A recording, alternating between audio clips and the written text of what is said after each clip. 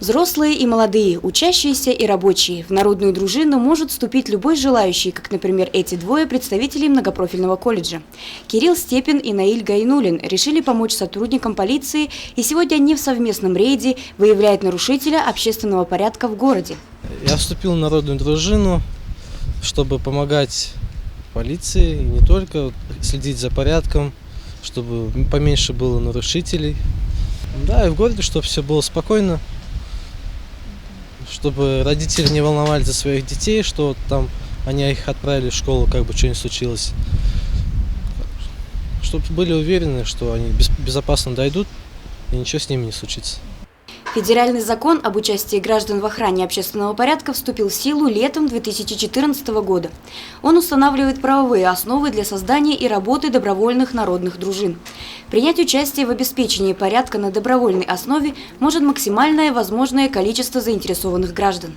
На самом деле, конечно, необходимо как-то развивать в людях у нас в городе, развивать сознательность в плане того, чтобы в городе был порядок. На самом деле у нас очень много сознательной молодежи. Они вступают в ряды дружины для того, чтобы установить в городе порядок. В советские времена добровольные народные дружины пользовались большой популярностью. Их основная задача – это борьба с преступностью, предупреждение и пресечение нарушений общественного порядка, проведение воспитательной работы с населением в содействии с государственными органами. По словам самих добровольцев, сейчас, когда политическая обстановка в мире нестабильна, следить за порядком на улицах особенно необходимо. Быть на страже закона желают и самые маленькие жители Сибая. Я хочу, когда вырасту, стать на защиту своей родины и стать дружинником, чтобы защищать родину и наш, собственно, город Сибай.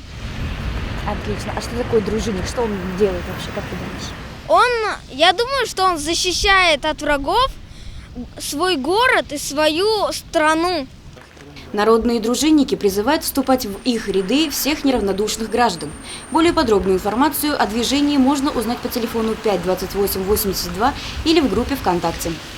Евдокия Титаренко, Алик Кадыров, Гульгина Раскельдина, телекомпания СТВ.